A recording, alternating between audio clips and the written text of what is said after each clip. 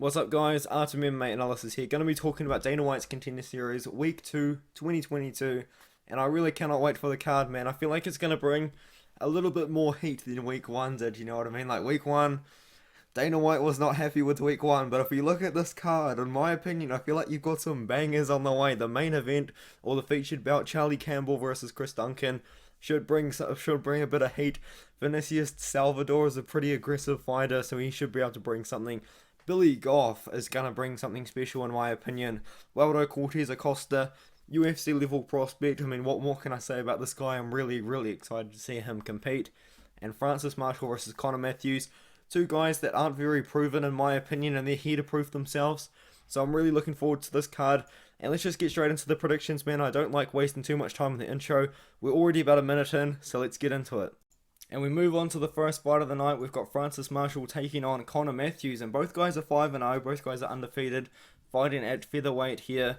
Francis Marshall, I believe, is only 23 years old. And he's 5'9", taking on Conor Matthews, who is 30 years old. Now, Conor Matthews, his level of competition is a lot lower, in my opinion, than Francis Marshall. At least Francis Marshall has had some sort of test in his career. Like Conor Matthews, you know, he's been fighting 0-7, 1-8.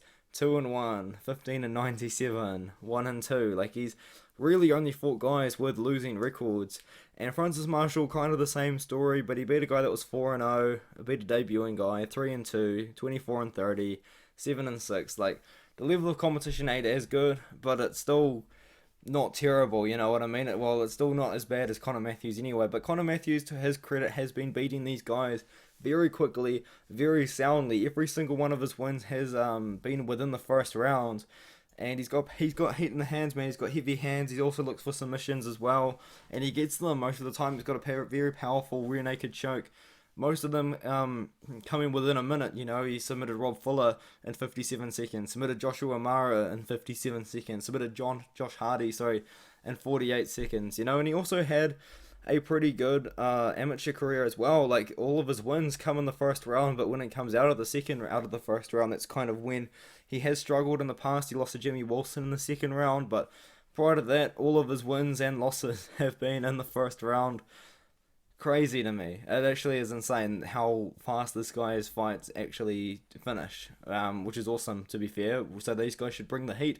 But Francis Marshall, on the other hand, I would say he's got a very more so wrestling style. You know, he's definitely probably the better wrestler out of the two. And he also does take the back quite a bit as well with his wrestling. And I would say he's the better wrestler out of the two, you know. Like, he debuted against a guy that was 4-0 and won by third round rear naked choke. Rear naked choked Chris Cantu in the first round. Rear naked choked Mike Taylor in the first round. Like, you know, like, he's beating guys that are a little bit higher level than Conor Matthews, in my opinion. I think in the striking, Conor Matthews has got this. I think that he is the better, the faster, more powerful striker for sure. But I do think the better grappler out of the two is Francis Marshall. And, you know, like, maybe when it is on the mat, Conor Matthews will probably be throwing up submissions and trying to do things to end the fight. But I think Francis Marshall's just going to constantly come forward, use his wrestling. I think he's going to look for constant takedowns and push the fight up against the cage. So I will be picking and siding with Francis Marshall on this one here. I think that the fight potentially could go the distance. I mean, all of Francis Marshall's, or for the most part, wins have come very late in the fight, or there have been a decision. So I'm agreeing with the picks on Tabology here, going with Francis Marshall, going for him to win a decision here or a submission later on into the fight. In fact, I might actually side with more of the submission side, or even a TKO side, because I think that Conor Matthews, I mean, he hasn't really spent any time out of the first round in his entire career, which, I mean, obviously he's training for that, but it just hasn't happened yet, and maybe he's just not quite prepared for it. And I think Francis Marshall's going to definitely survive the first round and take the fight into deep waters in the second and third. So give me Francis Marshall by a late finish or by decision, and that is my pick for that fight there. And now we move on to the second fight of the Dana White's Contender Series Week 2 card. Waldo Costa taking on Danilo Souza. And if you didn't just hear that in my voice, you should know by now, I am very excited to see Waldo Costa in Dana White's Contender Series, man. I feel like he was fighting for a spot on Dana White's Contender Series when he took on Thomas Peterson in the main event of LFA 129, and he got a very late finish in that one. He had a very good showing, and I picked Thomas Peterson to win that fight But I did say I predict the winner of this fight will be on Dana White's Contender Series, and that happened. Thomas Peterson unfortunately lost that fight, even though I picked him to win. Waldo Costa come up on top, showed some really good boxing, some really good striking, and now here he is taking on Danilo Souza. And Danilo Souza must be a guy that the UFC's had on their radar for a while, because he was one of the first guys to be added to the official Dana White's Contender Series roster. So let's talk about Waldo Costa and what he brings to the table. He does have very heavy hands, and he does have a good jab, and he does have good technical striking. But what he can bring is, he sometimes doesn't throw very high volume at times, where Danilo Souza potentially could use his crazy wild striking to catch Cortez off guard when he's kind of in his breaks, or he's not throwing as much as potentially he should. But what Danilo Souza does bring is a lot of forward pressure, but he doesn't have a very good gas tank, and I think that's where Waldo Costa is going to shine on this one here. He does have quite a few decision wins to quite a few people's surprise in a way, because it is heavyweight MMA, and a lot of these guys throw big power, and it doesn't necessarily always go the distance. But Costa's got 2 wins by decision in his career. He's also got some professional boxing fights as well, which is always pretty nice to see. He's fighting in MMA and also boxing as well. And also what happened was, and I completely forgot about this actually, he took on the RUF series, which is the Road to 1, but I think he declined the opportunity to fight for a 1 FC contract or something like that, instead opting to try and get into the UFC. So we can tell that, just kind of based off that he's obviously motivated to make it into the UFC. That's probably more of his end goal, not fighting for 1 FC. So that's pretty cool to see in a way. Like, he's got a win over Motor Reese, who ended up on the PFL. He's got a win over a guy that was 7-7, but then he took on Thomas Peterson, finished him late in the 3rd round. Great fight, really. Thomas Peterson wasn't really able to get his game going, and Costa just looked really good, in my opinion, and he ended up winning that fight. But Danilo Souza, on the other hand, he's got a lot of KO wins in his career. He's got 6 wins by KO, but he throws a lot of looping punches. He throws a lot of wild wild punches as well. You know what I mean? It's not like the most technical striking that you're gonna see, but it works. It's worked for him. He's 9-1 right now as a pro, and he has wins over guys that level of competition ain't that great, to be fair. But he's got a win over an undefeated guy at Aries FC3, and obviously that's probably what put him on the map for the UFC. And I think that the winner of this fight is going to get a contract. I said that about the flyweight fight last week, and unfortunately no one did get a contract. It was a split decision win. But I think that Alessandro Costa probably could have got a contract and done pretty well in the UFC, but obviously Dana White didn't want him. So that is what it is, man. I think the winner of this fight gets a contract. Give me Waldo Costa to beat up Danilo Souza a little bit in the 1st round, and I think he's going to find a finish in the 1st round. But I think Danilo Souza, man, the gas tank is a little bit iffy for me. We've never seen Souza get knocked out, but I think that Waldo Costa, he's going to bring some sort of special energy in this one here. He wants to be in the UFC. Sorry, he's fought hard to get here. He recently just beat Thomas Peterson. Thomas Peterson's really good, like an A-class prospect in my opinion. So Waldo Costa by TKO in the 2nd or 3rd round is my pick. I think he's going to get it done over a gassed out Souza, and Souza's going to throw a lot of looping strikes and stuff, but he's not going to catch Waldo Costa in my opinion. I think that Costa is going to finish him off in the 2nd or 3rd round. Give me Costa by knockout, 2nd or 3rd round, and I think he's going to get the job done. And the next fight of the night, we've got Billy Gaff versus Szymon Swiatkowski, and man, I'm telling you guys, this is going to be such a good fight. I know Szymon Swiatkowski's first Dana White's Contender Series fight didn't last very long, where he did lose to Mike Mallet. I picked Mike Mallet to win that one, so I'm 1-0 on Szymon Swiatkowski fights. Let's get into it. So Billy Gaff, he's a good fighter.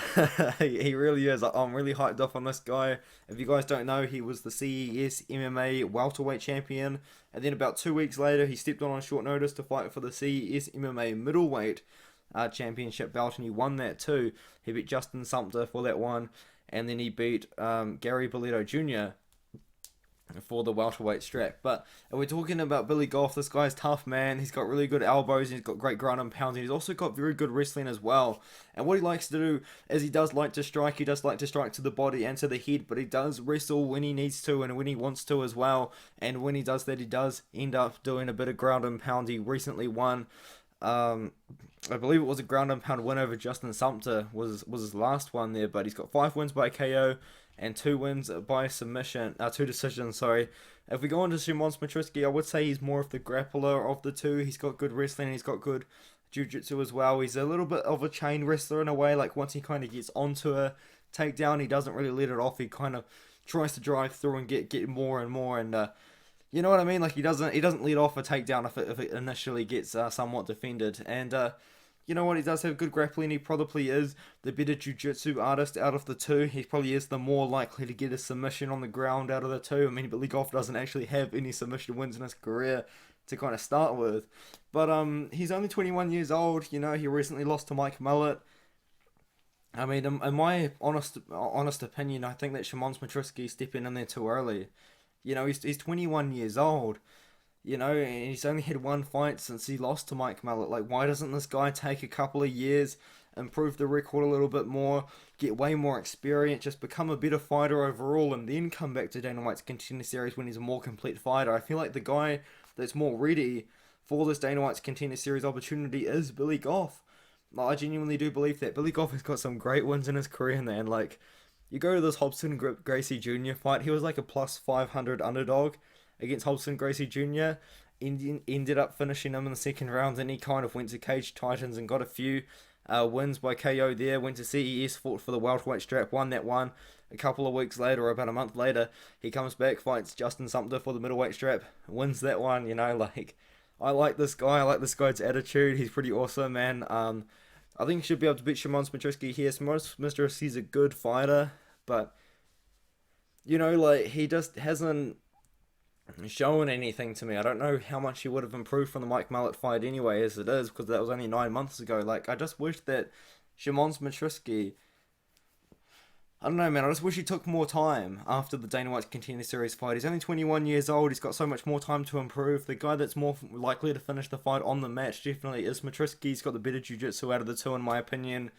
I think Billy Goff, man, I think he's going to hurt him on the feet. I think he's just the faster and better striker, in my opinion, you know. And I think that, Billy Goff is just gonna put on a good performance. I think he's gonna get a knockout.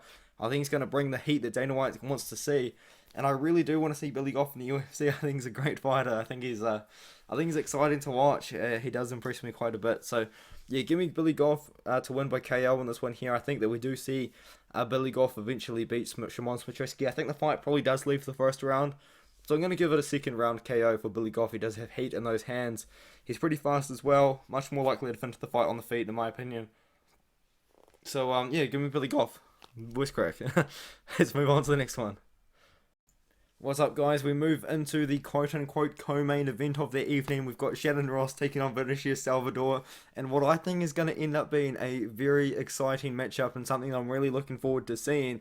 Turkish Delight Shannon Ross has not fought in about a year and a half now, when he beat Donovan Freelo all that time ago. About a year and a half ago at UAE Warriors, his last loss was to Stephen Osik, who was meant to be on Dana White's Contender Series. We'll talk about that a little bit later, but let's get into the kind of the fighters, man. So Shannon Ross, he's 33 years old. He's a pretty old guy, especially for the flyweight division, and he's got 6 wins by KO, 1 win by submission. And Vanessa Salvador is only 24 years old, to my knowledge, and all 13 of his wins have been inside the distance, 12 of them by KO, 1 win by submission. Pretty awesome, in my opinion, to have all 13 wins by finish at this kind of weight class. But the pick is Shannon Ross, man. I genuinely am picking Shannon Ross here. What Shannon Ross does is he's got good leg kicks, he's got good volume. He does have some sort of power in the hands, but not really like too much that he's going to be too scared, or Salvador's going to be too scared, you know what I mean? And he uses cardio to kind of keep up that high pace throughout 3 rounds, and I think that's what he's going to do to beat Vanessa Salvador here. Obviously, what Vanessa Salvador has here is power in the hands, you know what I mean? He's got very good power in the hands, but in return, he is very easily hit. And I think a guy like Shannon Ross, who's going to kind of out-volume him, that's going to be very important. And I think that Shannon Ross is going to win this fight on volume alone, or aggression alone, in my opinion, really. But I think Shannon Ross is just a little bit better almost everywhere, you know what I mean? He's definitely the better technical striker. You know, he's also got a little bit more of a well-rounded skill set in a way. Like, he's got one win by submission, but he's been the distance 5 times. You can't say the same about Vinicius Salvador, who's only been the distance once in his entire career, all 12 wins and one submission by 12 out of 13 wins by KO, one win by submission, and he's only got one decision loss. He's only been the distance one time in his career. I think Shannon Ross is going to win a decision in this one here. I think he is going to let the fight go on. I think Vinicius Salvador might tire as time goes on, and Shannon Ross isn't going to take the foot off the pedal, man. I think he's going to keep it going. He's going to keep up that high volume and get it going. But Vinicius Salvador definitely does have a chance to catch Shannon Ross, especially early. You know, he hasn't fought for about a year and a half. It's a somewhat of a step up in competition from what he's recently been fighting. Dana White's Contender Series is obviously a step into the UFC, so it's you're fighting guys that are UFC level or borderline UFC level guys. So it'll be interesting to see what kind of happens here. But my picking is Shannon Ross here. I do believe he's going to win on just out voluming Vinicius Salvador alone here in this one. So hopefully that made sense. Like, at all, I feel like there's a little bit of rambling on that one, but eventually the pick is Shannon Ross by decision here. I'm going with him. And now we move on to the main event of the evening. We've got Charlie Campbell taking on Chris Duncan, and I would be lying to you guys if I said I was confident in this fight, because the truth is I'm just really not. I think it's just such a very competitive and well put together matchup, man. I'm really excited for it. Chris Duncan's coming back after losing last year to Vyacheslav Borshev, and I did rewatch that fight, and he wasn't looking too bad. Vyacheslav Borshev was outstriking him for the most part, though, and Chris Duncan was looking for takedowns, but he wasn't able to keep Vyacheslav Borshev down, which Mark Diakasey was able to do. But Mark Diakasey has all of a sudden just become some sort of crazy wrestler, so that's kind of cool. But let's kind of talk about Charlie Campbell here before we kind of get into the breakdown. So Charlie Campbell, he does throw a lot, actually. He's very, very volume orientated striker, in my opinion. He throws a lot of volume, and he works the body and he works the legs. He throws a lot of leg kicks and he throws a lot of body kicks as well. But sometimes, you know, he does get taken down, which is probably where Chris Duncan can potentially look to exploit a hole there. Now, Chris Duncan, he also throws a lot of leg kicks, in my opinion. He does throw a lot of boxing combinations as well, and he is very aggressive, but he does end up getting hit a lot while the fight is on the feet. Charlie Campbell potentially could be looking to exploit that part of his game. And I think what's going to happen here, the difference maker between the two, is going to be Chris Duncan's wrestling. I think Chris Duncan is going to look to wrestle Charlie Campbell, but from what I saw against Vyacheslav Borshev, he wasn't able to keep Vyacheslav Borshev down, who was a very inexperienced MMA fighter. He's a very experienced boxer and kickboxer, but very inexperienced MMA fighter. He wasn't able to keep him down, and Vyacheslav Borshev was able to pop back up and, you know, and do pretty good on the feet before knocking him out in the second round. But Charlie Campbell, very good striker. I think he's going to out-volume Chris Duncan. I think he's going to be able to get up. Because if Vyacheslav Borshev can get up after Chris Duncan takes you down, I think that Charlie Campbell's going to be able to do the same. He's going to get up after getting taken down. So I'm picking Charlie Campbell to win this one here. The level of competition that this guy has fought is pretty good as well. Like, he recently fought on Cage Fury FC and beat a guy that was 6-2. He's going to win over a guy that's 6-4. A couple of other guys that, you know, that you beat when you're not at that super high level. You know what I mean? He went undefeated as an amateur as well, which is always a pretty good look, in my opinion. Out of all of his wins, he's got 4 wins by KO, 2 wins by decision. Chris Duncan, on the other hand, has quite a few wins by KO himself. 6 wins by KO, 1 win by submission and 1 win by decision. But the level of competition, you know, that this guy has been fighting has been, in my opinion, higher than Charlie Campbell. So it's pretty easy to try and overlook that, but I'm not going to. He has been fighting good guys. You know, he's got to win 2 wins in Bellator, actually, 14-5, 6-3 wins there. Win over a guy that was 8-3, you know, like, pretty good wins. He come back for Jonathan Carlos, won his first decision since that loss to Slava Borshev, but Slava Borshev put him out bad, man. Slava Borshev did put him out pretty bad. I think that Charlie Campbell's just going to out-volume Chris Duncan to a win here. I couldn't tell you how. Maybe we get a KO because Chris Duncan, you know, he got knocked out. Maybe he's susceptible to getting knocked out and he also gets hit quite a bit. You know, he can be hit with clean shots, and Charlie Campbell, you know, with the volume that he throws, eventually he probably is going to land something. So, giving Charlie Campbell to win a decision or a KO. As I said, though, not that confident in this fight, because actually I feel like the striking is very even. I just think the fact that Chris Duncan can be hit by quite a few shots quite often, I think Charlie Campbell potentially has the advantage there. But I think that the grappling ends up in the Duncan side. I think he's got the grappling and wrestling advantage, so potentially he could use that to win a decision or win like that. But yeah, give me Charlie Campbell. Not the most confident pick on the card at all, in my opinion, but I'm going to be picking him to win, and hopefully he gets the job done and makes my pick look pretty good. So let's get into it, man. I can't wait for the Contender Series Week 2, 2022. Going to be such a good card, man. And as always, I'll see you in the next one. Appreciate you for making it this far in the video.